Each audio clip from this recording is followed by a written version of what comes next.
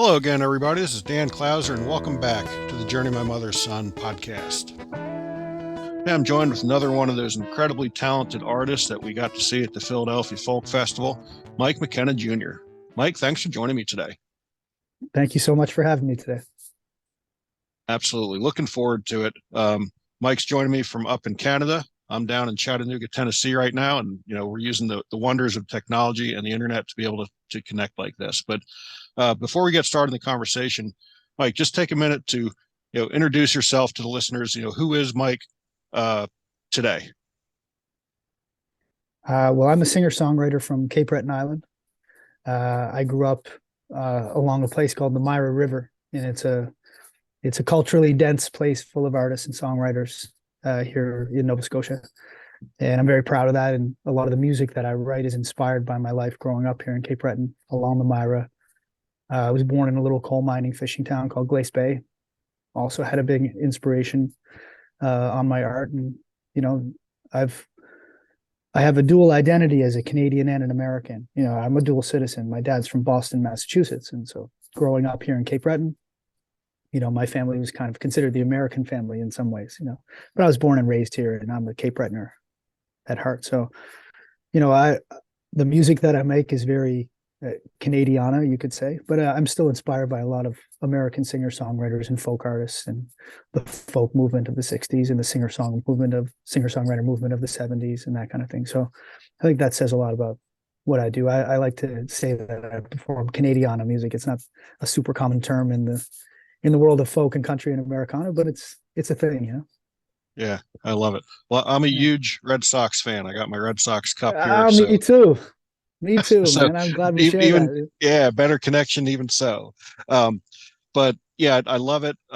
We got to see you perform on I forget what it wasn't the actual set at first. It was where you were there with a couple other singer-songwriters, Emily Drinker, Sarah King, and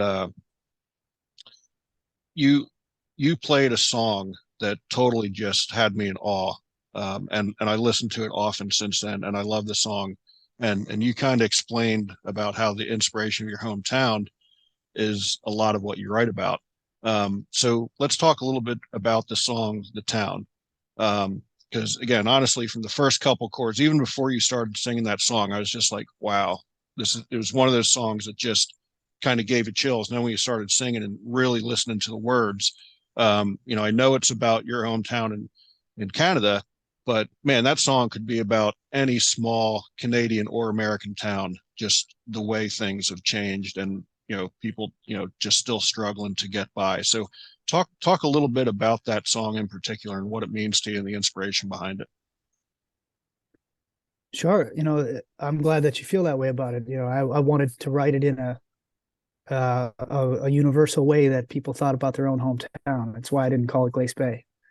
Glace Bay is the name of my hometown and was a coal mining town, and my grandfather worked in the mines. He was a surveyor and a lift operator in the mines. And, the culture of the town of Glace Bay was built around coal mining and, and the attachment to the company store and the company houses and all the coal mining collieries were all the different districts around town, number 2 and number 11 and number 3, etc. Right? And so, I mentioned number 2 in the song, and number 2 is, where my grandfather was a politician later in life. He actually worked at a company store at one point, and wow, he had to drop out of law school to run the company store during the war. And so, later he would go on to represent this coal mining district, number 2. And he would become a politician, a local councillor, and represent all these coal miners, and their families and the working man. And so it became, part of my upbringing to understand that and understand, the perspective of working class people in these small towns that I come from. And being a Cape Bretoner, that's a big part of our identity. And everything from trade unions and understanding how that protected the coal and steel workers. And how big of a struggle and a fight that was around here. We had the steel strikes in 1923, and it wasn't long after the same type of violence down in Harlan County and down in, in Appalachia. They had a very similar relationship with the coal companies. the United Mining Workers of America actually sided with our mining workers and steel workers when they went on strike only a couple of years later in the early 20s. Right. So I think our history of coal mining isn't as talked about as, say, Appalachia. I think they punch above their weight when it comes to cultural contributions to America. A big part of country and Americana music stems from, those early roots of music in Appalachia, and what they're talking about is very true here where I come from. So, I try to write the town in a way that, maybe somebody down in Appalachia listens to it and thinks about the little coal mining town that they're from. Maybe somebody from Saskatchewan or somebody from Montana, or anybody in rural North America, I think, might be able to relate to that. It's 100% what I was going for. And so I put little Easter eggs throughout the song, little references to where I come from. And number 2 is where I went to daycare when I was a little boy. When I was like 5, 6 years old, it was like I played football on the field and rugby in the fields there when I was growing up. And so I didn't live there and after I was, a little kid, but there's something nostalgic about that town and the way it shaped me. And I know that we're all like that with our hometown. So that's really what I was aiming for. And I came from a time where my grandparents were very religious, very Catholic. I'm not so much anymore, but also a big part of my upbringing, and recognizing what the town was like at that time. It was a lot prouder and more bustling, and there was a strong sense of community there. I think that's kind of underlyingly what I'm trying to touch on. Not saying that has been entirely lost, but with any of these industrial towns, when they go through these booms and busts, you can see a little bit of that life and a little bit of that spirit sucked away from them when the means of making a living goes. And I'm sure a lot of people will agree that coal mining's going in another direction. It's not exactly coming back anytime soon. They've brought back coal mines here, and it's not the same. And they're finding other sources of more sustainable energy. And we actually have a company from Virginia running one of our coal mines here that got reopened recently, and they've run into all sorts of trouble and all sorts of problems. And people here are really clinging to that still. And so it comes with a lot of complicated sentiments. You want people to make a living. You want, these small industrial towns to maybe catch up to, to the modern world in some ways. And sometimes that is such a strong part of their identity and their history, is these, that part of their industrial life and their connection to these types of jobs, or, in our case to mining, it's very hard to let go. And so I think that juxtaposition is kind of what I was trying to get at. Yeah, I think you definitely nailed it. I love it for sure. Thank you. Tell me a little bit about just the, well, before we get to that question, tell me a little bit about how you got started in music. How long you've been playing, what was it, I'm assuming the guitar is the first instrument you picked up. I could be wrong, so correct me if I am. But, what was it that drew you to it and wanted you to become an artist? My first instrument was actually the fiddle, and here in Cape Breton, it is the primary traditional instrument. We have more fiddlers here per capita than anywhere in the world, and it's a big part of the tradition of Celtic culture here, of the Gaels that came from the Highlands of Scotland and settled in Cape Breton, and brought these old piping tunes that, it's not as easy to play the Highland pipes in a tiny kitchen in front of the coal stove. They're meant to be played up on a big hill or in the field, and the fiddle translated in the 1800s with all these migrants of Scots. The fiddle became an instrument that was a little more appropriate for that little setting of keeping warm in a cold Canadian winter around the wood stove in the kitchen. And so the kitchen party and the culture of kitchen parties is really big here. So I grew up around that, and Celtic music was a big part of my upbringing when I was a little kid. And so that same grandfather that I mentioned that worked in the mines and later became a politician representing these coal miners and stuff, he wasn't so musical himself, but his brothers were, and they all played Cape Breton traditional piano. But music in his family was heavily associated with drinking, unfortunately. And they were big drinkers. And maybe not all that different than the association of the juke joints down in the South of going and playing blues music on Saturday night and then getting so messed up you don't make it to church Sunday morning and this kind of stuff. There's an affiliation with the booze and maybe the inappropriate behavior and violence or other things that come with alcoholism and music, and they were tied closely together. And my grandfather rejected that, and so later in life he regretted that he missed out on his own Celtic culture, and he insisted that I learn Celtic music. So when I was a little kid, they sent me up to a place called St. Anne's Gaelic College, and it's up in the Highlands of Cape Breton, and you can learn all traditional Cape Breton arts like Highland dancing and fiddle and piping and the Gaelic language and all this kind of stuff. So that was an introduction of it for me. And he would push my parents to put me into fiddle lessons. So I took lessons when I was about 6 until I was maybe 12 or 13 years old. And I would pick guitar up when I was 15 and I would teach myself guitar by ear. I think I was, as much as I was raised on those tunes and Cape Breton tunes, and my sisters are all competitive Highland dancers. So those same tunes that I would be learning on the fiddle, I would be hearing on a cassette tape over and over in my in my house too. So I mean, I was really engulfed in it, right? So I think I started to get away from that a bit as a teenager. It wasn't the type of music I was listening to as a teen, right? And I mean, I listened to everything. I listened to a lot of hip hop. I listened to a lot of classic rock. I listened to R&B and soul music, reggae. I was listening to tons of world music. But for some reason in my mid late teens, I started to connect with songwriters and singer-songwriters that really poured something deeper into their music. And it wasn't just the thing I was banging out of the speakers in my car with my friends driving around, something a little bit more introspective. And there was something that clicked there. The storytelling tradition in Cape Breton and in the East Coast of Canada is very strong. So if you go out to a show here and you go to hear a singer-songwriter, that banter in between is a huge part of the culture here.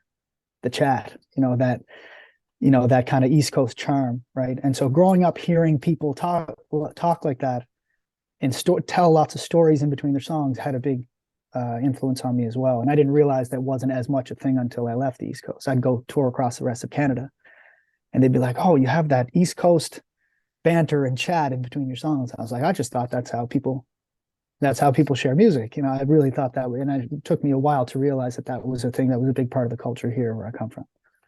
Yeah.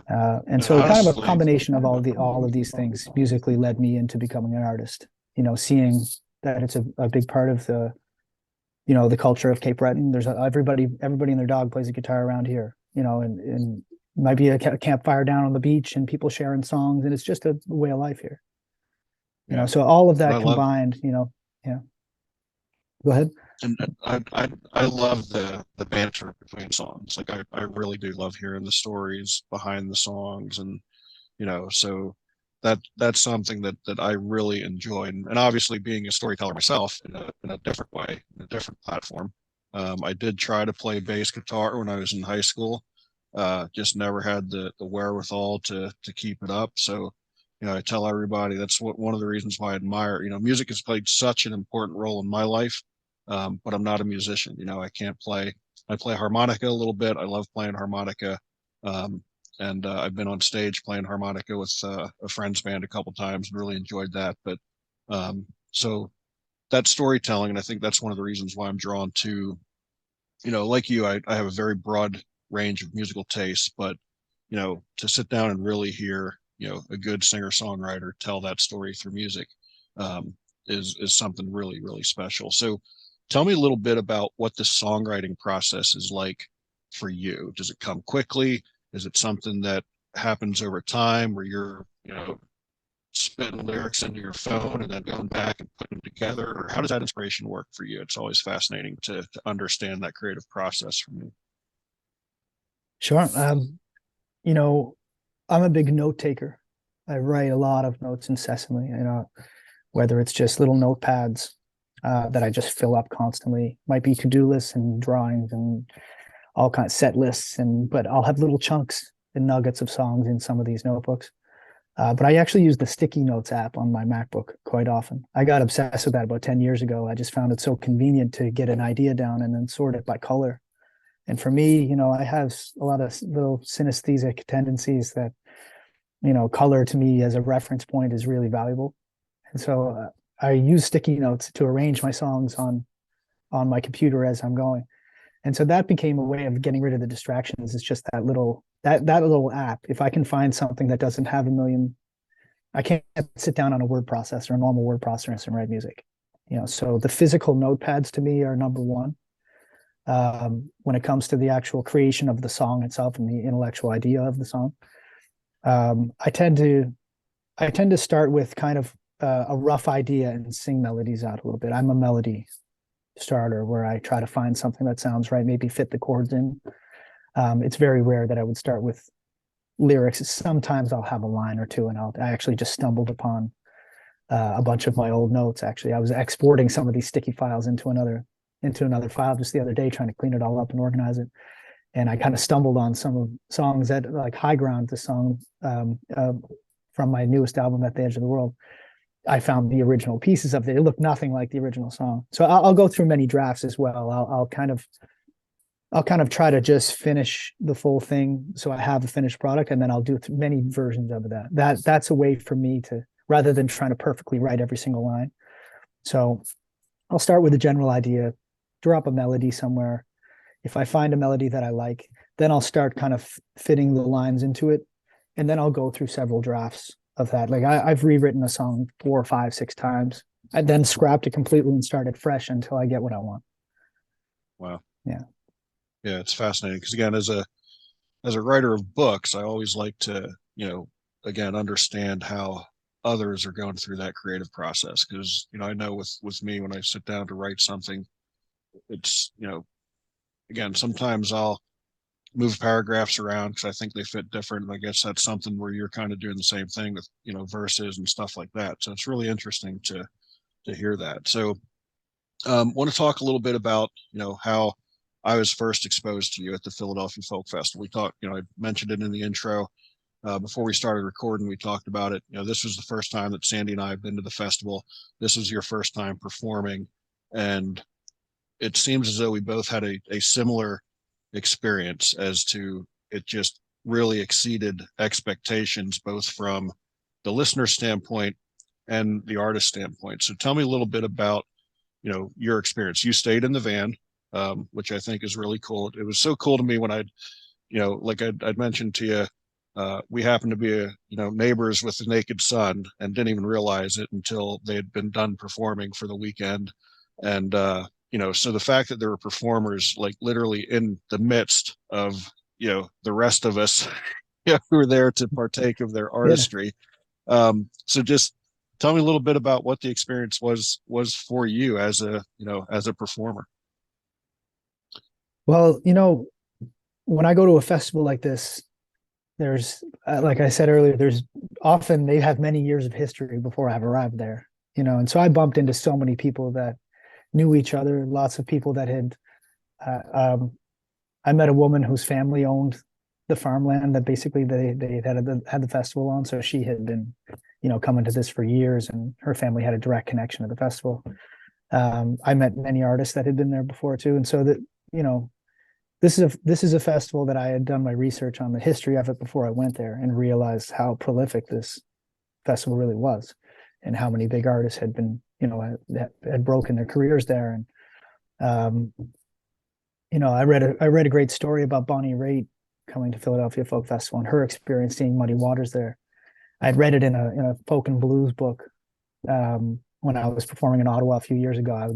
A friend of my dad's that I was staying with, and he had this book on the coffee table, and I opened it up, and it was Philadelphia Folk Festival, and it was this huge thing about her getting really inspired by this moment, seeing Muddy Waters, and her, it really influenced her own music and her songwriting and stuff. And I was like, wow, this festival is really cool. And so when I got there and I saw how many volunteers were there and the size of it, and for me, there's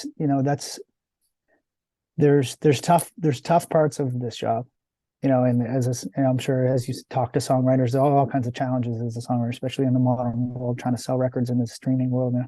But when you arrive at a festival like that and it feels so good, and you see such great talent, and you see so many, I went up to the Camp City, like the tent city up back, and wow, that was a whole different. I almost thought like that's most of the festival up there, isn't it? So yeah, my first couple nights I played in a couple song circles up there, and I actually played in like what appeared to be a bar. It was like it was a tent that was so big that it actually had a full setup, a bartender, it had live music, it had like I couldn't believe that tent city, you know. Yeah. So as much as I had some good hangs back in the artist parking lot, or bumping into other artists at the hotel and stuff, uh meeting a lot of the volunteers and the people, the attendees of the festival up in the campground, that was a great time. And I mean, they had open mics and stuff up there too, where a lot of people that weren't necessarily performing at the festival had brought their instruments, and there was a open mic with a sound tech. And I couldn't believe how organized a lot of this stuff was. So yeah, it was really incredible. Great food, and I really don't have anything bad to say. I brought my cousin from Boston. He drove down to the festival to meet me. I had played a show in Cape Breton just a couple days before Philly Fall Fest, and had to scramble, and I booked it last minute, and I ended up driving straight from Cheticamp, this little fishing town in Cape Breton, all the way down to Philly. And so he would meet me there, and he had never been to anything like this. Yeah. And he had a great time. He had an even better time than I did. He was around meeting everybody. He was texting me, "Hey, I'm back at the hotel, and I just met this band that I've been listening to for years, and they invited me to go sit, side stage and watch their performance or something." So he had a blast, and I think because of that, I had an even better time too. You know what I mean? Yeah.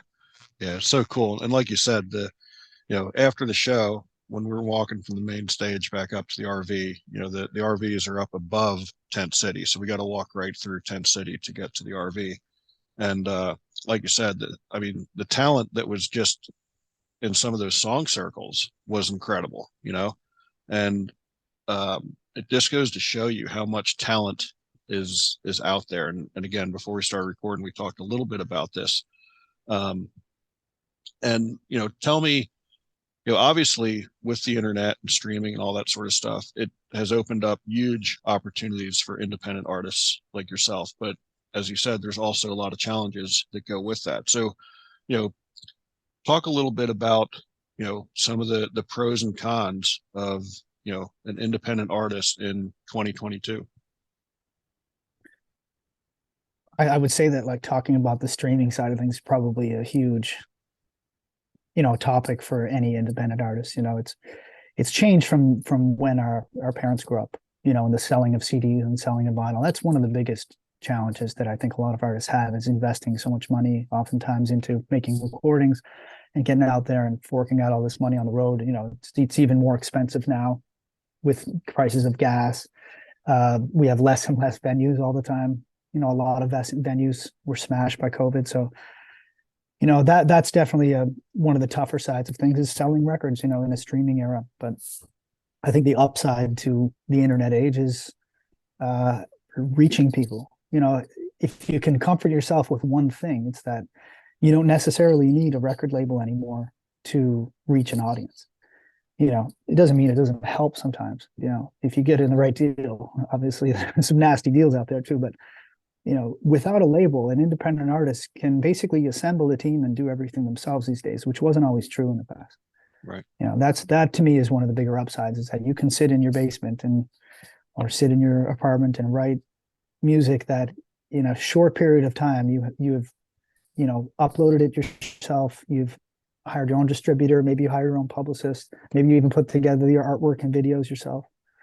And so that type of freedom and that type of access and reach to your potential audience, I think that actually is worth the trade-off. I think the music industry will come around when it comes to compensating artists. I think that's starting to happen very slowly now. You have a lot of songwriters associations and class action suits pushing back on that, the lack of payment from Spotify and from these other streaming services. And yes, I'll name Spotify in this because they're the worst one, and we all know it. And as much as we all rely on Spotify and even artists, we have this really conflicted relationship with Spotify. We're sharing these Spotify wrapped, things around Christmas time. They put it out, and look at us just pushing their name out all over the place. And it's because we have to. It's because those playlists are really the way that popular culture accesses and discovers a lot of music. And so you can't necessarily fight against the streaming itself. Streaming has to be looked at as something that has a very strong positive upside. It's just about, I think we need to legislate a little bit better to make sure that it works, to make sure that it doesn't implode at some point.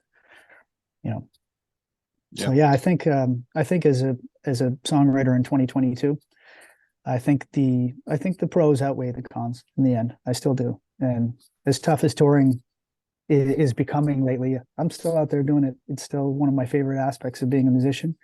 And to me, that's where you really grind your teeth, and that's where you really, getting out into the world is where you find stuff to write about. And, performing and connecting with a live audience is really, I think, these people will go back and listen and stream your music later. So still getting out there and making that physical connection and performing in front of people, I think is super important. And I think it's still available to us. I think we still need to try to save these venues. And I think we need to try to put on better concerts all the time and understand these difficulties that artists have being on the road, and try to show them that we value them as a society, Yeah. I mean, there's nothing better than a live music performance, or just that connection between artist and audience is just so special. And if there's one of my regrets to the full-time RV life is the fact that I have had to rely on streaming, because I know you guys get screwed. Because I was always a guy, when we downsized, I probably had 1,500 CDs, and I had another 500 or 600 vinyl albums yet that I still had. And to sell, I was always the type of guy who I wanted to be able to pull that insert out of an album, or pull that insert out of the CD and read again, because a lot of times there's more stories in there. The lyrics of the songs are in there and all that sort of stuff. So that was always something that was special to me. So that was somewhat heartbreaking when I had to take that stuff and sell it down at the used record store, and rely solely on streaming. But go into a little bit more detail, because I don't think people, especially the younger generation, I don't think they really understand, so like when somebody's listening to one of your songs on, Amazon or Spotify or any of the other streaming services, how are you guys actually getting paid when someone streams that song? Well, when we service our records to streaming services, just Spotify, iTunes, Amazon, we go through a distribution service. And so there's many companies that do this, and a lot of independent artists will use one of three major ones: CD Baby, TuneCore, and DistroKid. And so you go through one of these companies, they have varying deals. Maybe one's a flat rate, maybe one they take a percentage of your royalties, but you basically sign up for one of these and they get your music out to all these streaming services. Now, your payment will come back through that. And the streaming fees per song, unfortunately, are below the market value of music, even if you were to compare it, to what it was like in the late 90s, early 2000s, but when all this downloading and pirating really started. That's kind of when that was calculated, because I think these streaming companies looked at the 0.0001 cent or $1 or whatever that they give us. They looked at it as, well, that's better than nothing. That's better than what Napster was doing. That's better than and that's the mentality, right?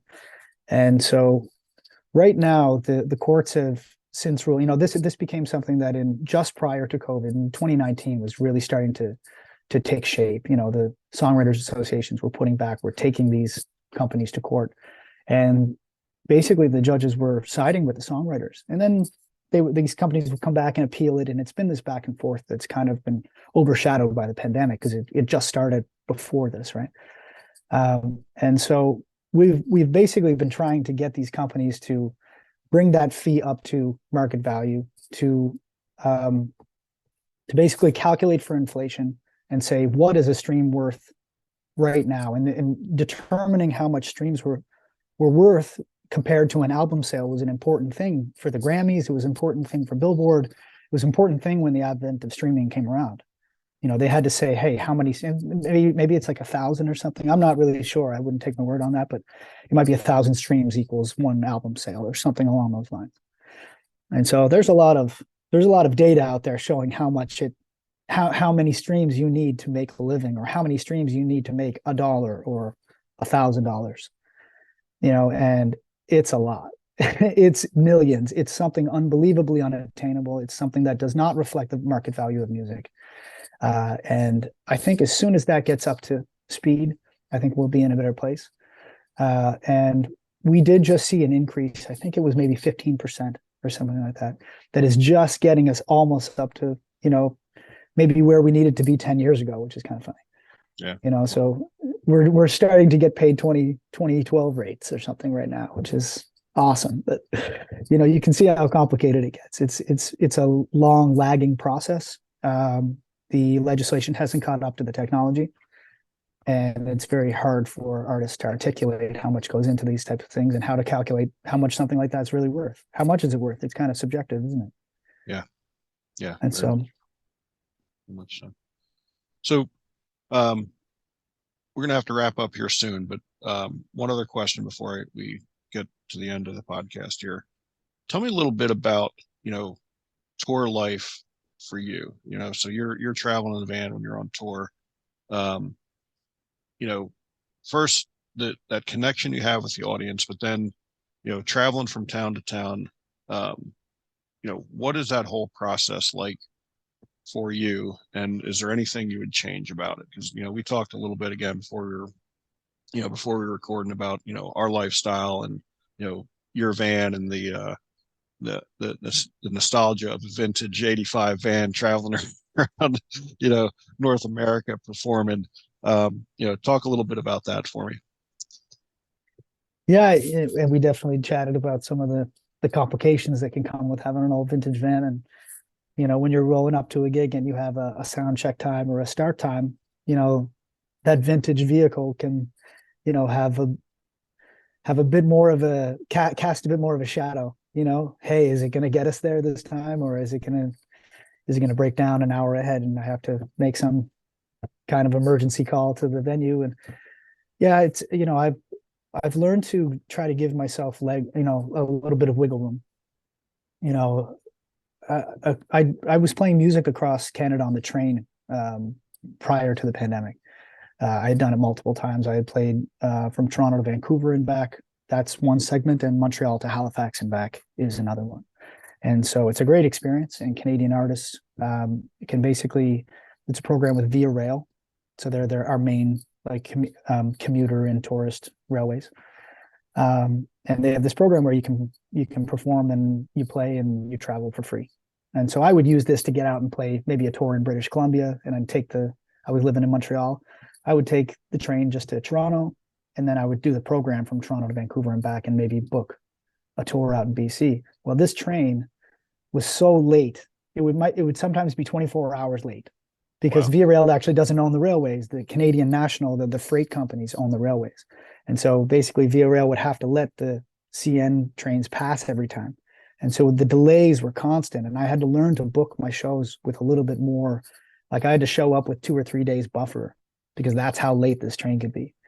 And so, that became logistically something that I learned over time, that if you're going to travel by train, an old one, because this is a train from the 50s too, it is meant to be a tourist train. It is not fast. There's no Wi-Fi on it. It's actually an awesome experience as a folk singer-songwriter. Like, there's no better place than hanging out on the train and meeting people and playing tunes. It's very casual, right? And getting locked on a train with a bunch of other people with no phone is kind of an experience too. But that taught me how to just maybe be a little bit more relaxed about it and not try to book things, too tightly together. And, I'm about to go down and tour across the United States this winter and spring. Actually, in January, I'm heading down to play. I think we have 6 or 7 shows booked across North Carolina with a friend of mine, Sam Taylor. He's the lead singer of a band called Time Sawyer. And I had done a show with them in Raleigh 4 or 5 years ago, and had been on his podcast actually in 2020 during the heat of COVID. So Sam and I stayed in touch, and we're going to do a little run of shows across North Carolina. And then I'm going to play Folk Alliance down in Kansas City and showcase at the Folk Alliance conference, and then work my way up through. I'm going to play through Colorado, up through the Pacific Northwest, and I have a tour booked in British Columbia in March as well. So yeah, this tour I've been making sure, from what you're saying, I'm making sure to give myself enough time that if something goes wrong with this van, After that 4 or 5 dates in North Carolina, I'm gonna have a little bit of a buffer before I hit folk lines. And then after that, before I go to Colorado, I have a little bit of like a week or two in between these to not just for myself, personally to reset and stuff, but to make sure my vehicle's in running order. It's an 85 and it's not a race. You take this out on the highway and it's like, 120 and 130 is pushing it. The vehicle, you have to kind of ease off a little bit. So you get some angry people behind you, but I'm not in a rush. If you take a vehicle like this, you should enjoy traveling slow for sure. And so that's really a big part of, the way I'm looking at my touring now is not making things too tight together, giving myself lots of room and really taking my time and enjoying traveling. I love traveling.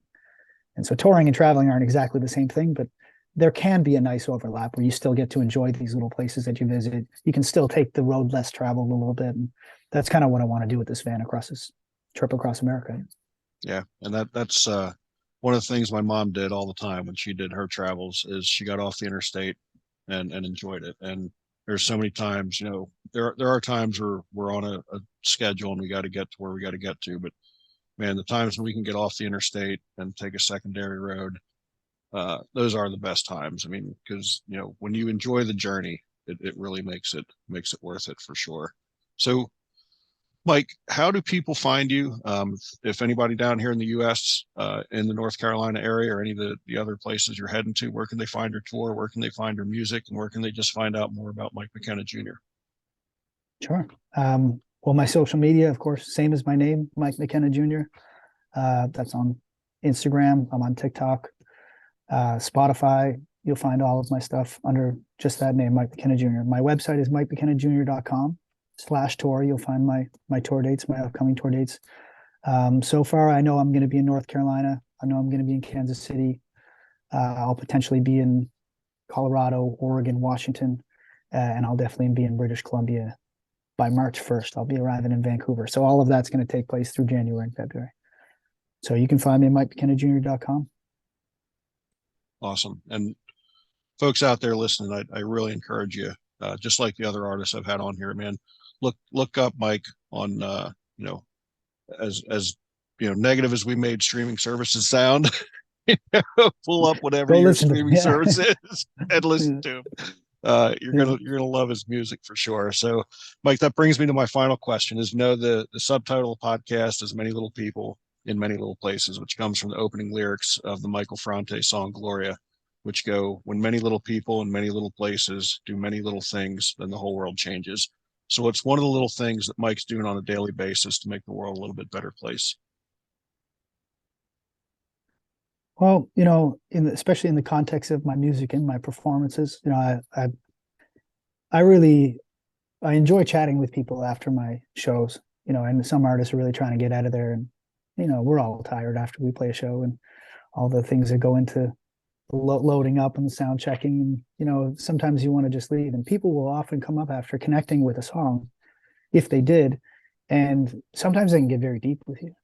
And sometimes you're not ready for it. You might have played that song 100 times over the past year, and sometimes you can become detached from your own art because you're not in the same mind frame as you were when you wrote it. And oftentimes when you're playing a show and you play something for somebody and they connect with it and it's the first time they've heard it, I try to listen to people. I try to, make sure that I take the time to let them tell me what they think about it, and and how it relates to them. It's more important than my delivery of it, isn't it?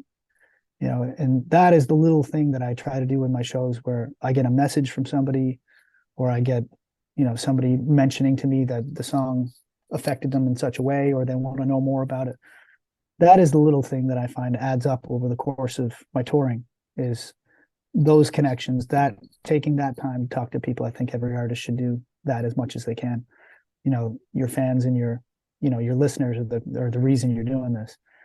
And so, whether it was at Philadelphia, I had lots of people come up, and it's a very relaxed festival and it's very family oriented, and there's lots of people that are very quick to come up and chat with you and ask you about your songs and all this kind of stuff. And I loved that. I love that aspect of it.